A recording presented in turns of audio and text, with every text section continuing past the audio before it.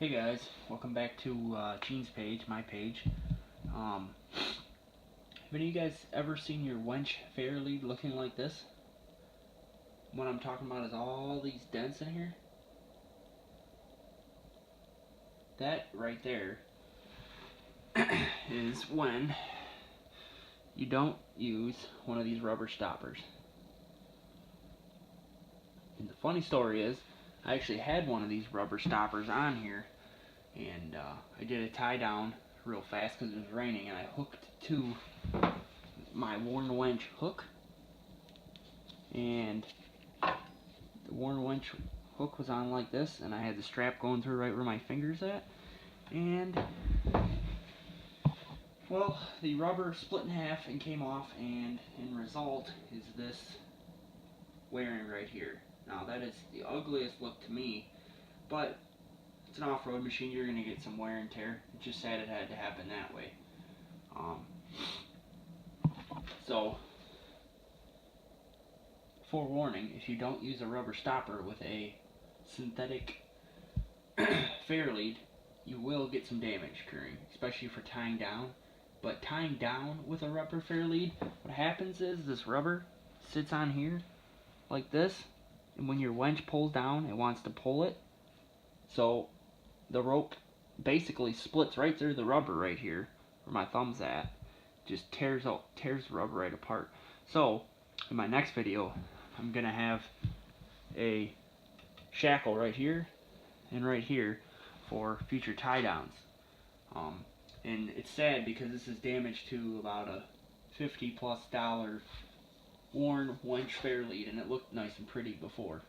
But now that I got a rubber stopper, it should work a lot better. Right, quick video here for people who don't know how to install these rubbers on the rope. It's really simple. First step, what you have to do is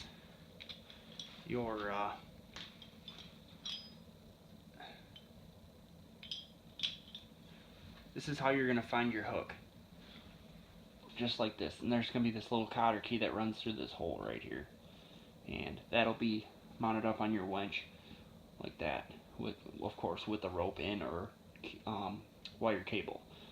So, what you do is you take that off, which is a pain. You're going to need 2 pliers and maybe a screwdriver. You take that off, and then you go back on the side of your winch. There's a little hand spool, and you turn that whichever way, you let it free spool out, and you should be able to pull your line right out of your winch. Or you can do it manually with the switch that's mounted on your dash or wherever, and you get some cable out. All you got to do is slide your rubber on, which it's pretty tough. As you can see, I'm just spinning it, working it in.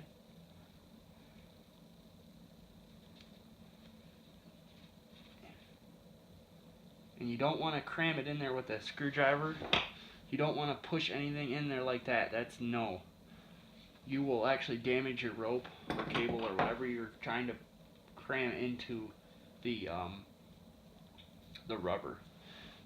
Alright, so now that you have the rubber on the wire or the rope, and you have it fed through, you just grab your loop, you slide it down, and you have your extra cable sticking out here. Your finger, take your